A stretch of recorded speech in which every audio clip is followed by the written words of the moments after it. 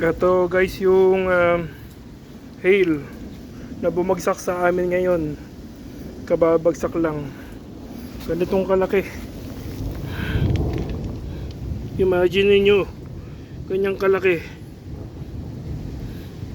Laki oh. Parang golf ball.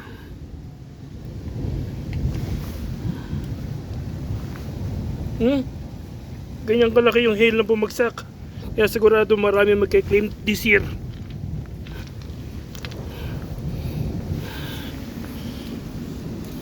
Yung truck ko mukhang maayos naman after ng hail.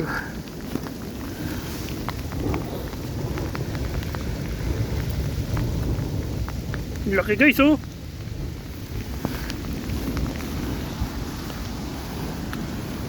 Yeah. Inilagay ko sa ilalim ng puno yung truck ko. Jesus Mario Joseph. Welcome to Canada.